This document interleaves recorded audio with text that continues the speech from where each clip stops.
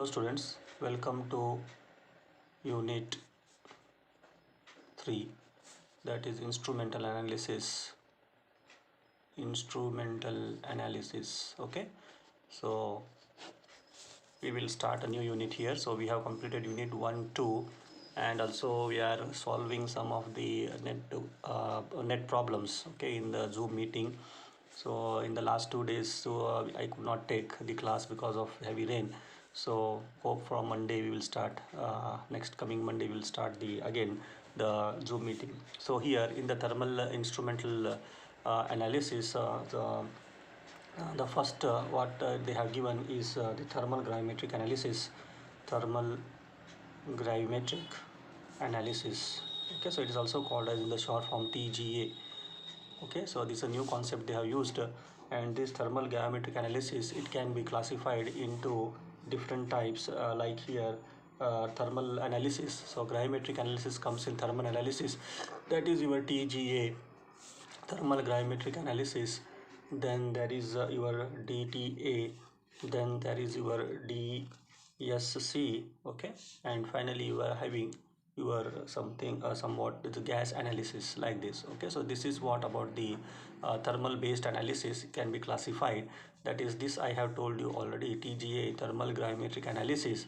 So this is DTA, differential thermal analysis. So differential thermal analysis. Okay, and this is the DSC, that is a differential scanning calorimeter. Differential scanning calorimeter. Okay, calorimetric analysis. And this one, so this is how there are four, I can say, is a classified thermal analysis, yeah, in the four ways. Now in this, so if you go for the first one, that is your TGA, thermal gravimetric analysis. Okay, so this is nothing but it's a technique of in which the mass of sample is recorded as a function of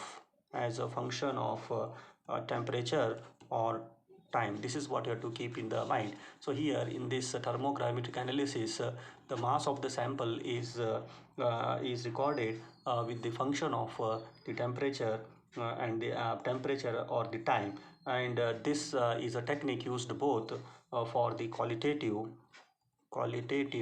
as well as quantitative analysis. Okay, both you can see. So qualitative also we can analyze, and quantitative also we can analyze this TGA. But only thing here is it can be only analyzed for the solid source. This is one, I can say, the drawback we can say, or limitation, that this technique can be analyzed only for the solid substances. Now if you take the principle of this TGA, thermogravimetric analysis, so you always, as I said, solid state, the reactant whatever you are going to take will be in a solid phase, and thermo means what, you are going to heat it, and whatever the product you are going to get, it will be it will be some solid, as well as there is the liberation of gas. Okay, so this is what the case 1 you can see. In some time in TGA, in case 2, you can see that again, if you take the reactant again in a solid here, and some gas is there here, and if you heat it, so the product what we are going to get is solid here. Okay, so this is what also you can see the second case here. So this also is possibility is there in the second case. But the first reaction whatever we have mentioned here, that is reactant in solid heated giving product in gas, and a product in solid as well as the gas here. So this is the most of the laboratory way of where the experiment is done, but this is not a laboratory way, where we can see very rare case we can see here, where the reactant is being taken along with some of the gas here. Okay, so this is not studied. Second, this is not studied in the laboratory. The loss of mass actually due to water is present with the reactants here, and that is what the reactant and this water maybe it's maybe because of whatever the with reactant, whatever the water is present, it may be because of adsorption. The water present may be because of the adsorption or water of crystallization, water of crystallization. Okay, sometimes it may be water of constituents. Okay, water present in constituents itself, constituent. So these three reasons are there where the reactant which may be is solid, but in solid there may be, because here gas is here, so here product is there, so usually the solid may be having the water in its in the solid form, in the solid, which may be in the form of adsorption, it may be in the form of water of crystallization or water of present already in the constituents. So this is a case where after heating, so we are getting again the product will be there solid, but the whatever the gas water will be present, it is going in the form of gas when you heat it at a particular temperature. So this is what about the first case of the reaction. The second case is not, it's very rarely, it cannot be, it is not done in the laboratory way. Now if you see, now the loss of for example, as we have learned here, the loss of water here, for example, if I take this calcium carbonate CoCO3, and when I heat it, so it undergoes what, decomposition obviously. So calcium carbonate is going to convert into calcium oxide, and carbon dioxide gas is liberated. So this is the loss of water due to gas, I can say. So here the gas is liberated here, so this is what happening here. Okay, so decomposition of calcium carbonate is going to take place here. Now if you see another example of calcium sulfate, what we take, so CaSO4.5H2O, which we use in most of the laboratory, that is pentahydrate. When you heat it, so you are going to get CoSO4 dot H2O plus 4H2O. You can see here that the calcium sulfate monohydrate is obtained here, and you can see the four molecules of water is being evaporated in the form of the gas. So this type of this we call it as a water of crystallization. So this is called water of crystallization. Okay, so water loss of water due to water of crystallization. Then you can see the loss of water due to see, you can see in the form of gases here, in the form of water as a gas here, CO2 gas here. So here also there is a loss as per in the liberation of the gas. Here also there is loss in the liberation of steam here, water as you heat here. So 4 moles of this is called water of crystallization. So one more example, if you see that, if you take this Fe ferric hydroxide, FeOH thrice, and when you heat it, so you are going to get Fe2O3 plus H2O. So now you can balance it here. So H2O, what we can 2, you can take it is a 2, so you can take it is a 3 here, 3 to the 6 here. So like this, so this is solid, and this again you can see here water is water is gone out here. So this is called the loss of water in the form the constituent, loss of water from constituent. Okay, so this is what, so this is a constituent we are taking, so there is a loss here. Now water is gone here, so you can see here product is got Fe2O3 ferric hydroxide, so it becomes ferric oxide plus water is been liberated here. So that we call loss of water from the constituent, loss of water from due to constituent. So like this, so there may be the loss of water as I said, due to loss of water due to gas, that is your carbon dioxide in the first case. In the second case, loss of water due to water of crystallization, that is water of crystallization.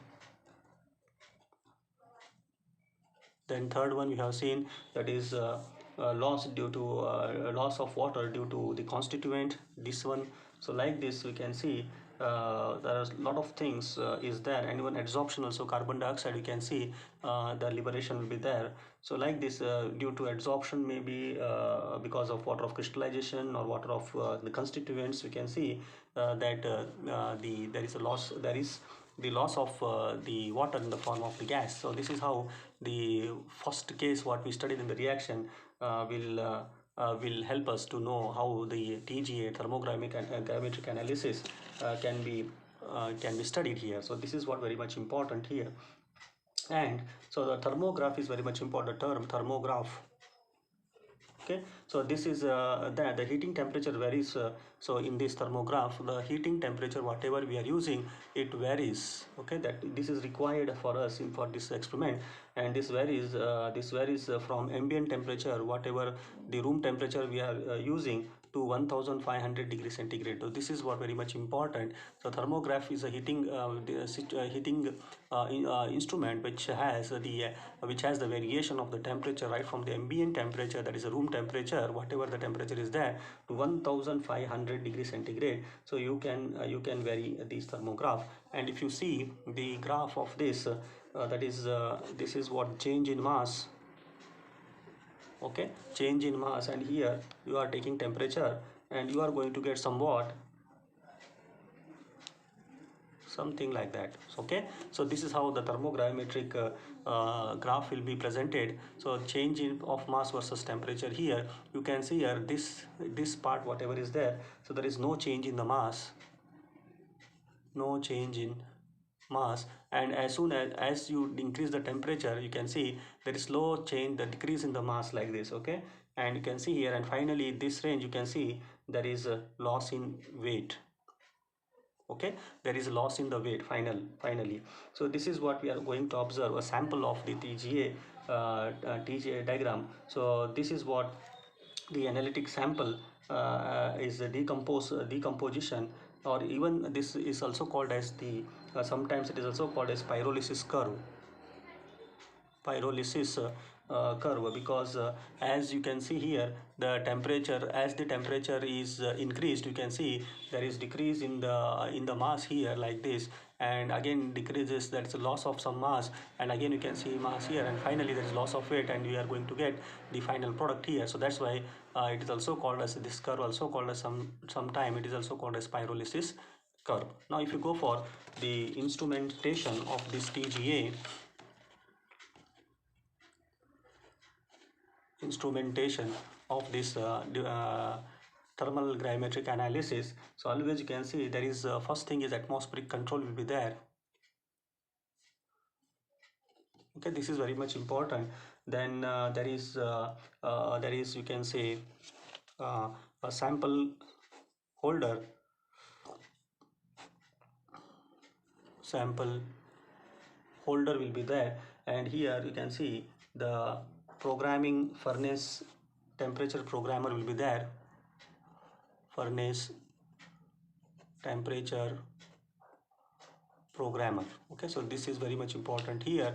The furnace temperature programmer will be there here, which is attached to this sample holder, and here you can see there is a recorder. There is a recorder, and the reading balance you can see here, the balance control or reading balance you can see here, reading balance or balance control. Okay, so this is how the recording balance you can see, or reading balance or balance control. So this is how you can see, and this temperature holder, this whatever we are using, this sample holder, so this is attached with the temperature sensor. Okay, this is very much important here. So this is a beautiful, I can say in the soft, this one in a flow chart for this instrumentation of this TGA here. So atmospheric control is very much important here. Okay, so we will see that by point. Then recorder is there here, definitely whatever the furnace temperature with programmer will be there. Okay, so there should not be change in the temperature. So whatever we are using, the temperature that should fixed, and with the program it has to work on that. So, then only this will be very useful here. Otherwise it will be quantitative or qualitative, otherwise there is no use if there is no temperature furnace programmer. If you say that if I do on the Bunsen burner and heat it, so it is not possible. So you are not going to get this qualitative neither quantitative analysis. So that's why this is very much important. So temperature control program is very much important, which is attached to this. And finally, whatever the smallest changes is going to happen in this is being recorded. By recording, balance will be there, followed by the balance control, and this is how the whole flow chart of the instrumentation of the TGA will be worked out. Now here, if you see the components, if you see the components here. Now here the balance, whatever we are using here, this is very much important. Okay, it's also called as sometimes thermobalance. Okay, so it is also called as thermo balance, and it should be whatever we are using. So main thing, it should be accurate. Okay, it should be accurate and sensitive. This is very much important, and it should be reproducible. It should be reproducible, and whatever the results we are getting, so we have to get frequently, at least 1 3 times. That's what the balance should be. Otherwise there is no use of this thermobalance. So you have to check this thermobalance before using this into the instrumentation, that it has to be accurate, very accurate balance should be there. It should be very sensitive for minor changes happening into the solid substance, and it should be reproducible. Whatever results we are going to get, it should be reproducible. So it's not like in first case if we get 0.16 gram, in the next case we get 0.86 grams, like this. So this is wrong. So in this next case if it gets 0.15 grams, no problem. So this is up to milk, we can say it's a reproducible, but this is not. If this is happening, then balance is not sensitive, so we cannot use this balance here. So that's why this is what about the balance, thermo balance. Then the second, what very important, is sample holder. This is what very much important. The sample holder is not that we take anything and we place the sample here. So this sample holder, it actually depends on the geometry also and size. Okay, geometry, size, shape. This is what very much important. The sample holder depends on the geometry, size and shape, and usually it is made up of quartz, glass, alumina, okay, and even stainless steel, or sometimes platinum, graphite, like this. So this is what the important thing here of the sample holder. So main thing, it depends on the geometry, shape and size here. This is very much important. It's not that any sample holder you take and fix it or keep into the oven. So it's not in this way, otherwise you will not get good results. And usually whatever we are taking holder, it should be made up of quartz, or it should be a glass made, alumina made, which can withstand the high temperature, stainless steel, sometimes platinum and graphite can be used depending on whatever the substance you are going to heat it, or you are going to analyze it. So it depends on that. You can see the holder should be, and the thing is what, the holder should not get affected by the temperature. Okay, so it should not get affected by the temperature. The holder should not get, sometimes whatever you are using at that particular temperature, if the holder, water sample holder is there, so it melts or it gives its own decompose, then what is the use? So that should not be happening. That should not happen. That's why it should not, the holder is such a way that it should not get affected by the temperature, and it should be flat surface. Usually best is a flat surface. This is very much important. I said geometry, so it should be flat like surface here, because mainly we are getting the product as a gas, and if there is a flat with having very large surface area, very large good surface area, what happens, the gas can be liberated easily. So this is what, okay, this is a reason why the geometry of the holder is very much important here, so that the surface area is increasing. So if it is increases, the escape of the gas will be easy, and that is why the geometry of this holder is very much important, and the size also depends on the quantity of the sample what you are using. Okay, so this is what. And the third important factor we are using is a furnace. This is very much important concept. Okay, after this sample holder and the balance, so third important part is a furnace. And here the choice of heating element, you can see the choice of heating element. Okay, in the furnace you can see that the choice of heating element and type of furnace, okay, it depends on temperature, type of furnace. If you are in AC, type of furnace, okay, it depends on the temperature range being studied. It depends on the temperature range being studied. This is important for furnace also. the choice of heating the element, the choice what we are using for the heating element as a heating element, and the temperature of the furnace, it depends on the temperature range what we want to study. So that is also very much important. Okay, so it depends on what way we are studying. So this is very much, this point is very much important. Okay, so for all the case we cannot use this furnace study, so that is not possible here. So what we want to study, in that way we have to design the furnace, that is the chemical engineering part here.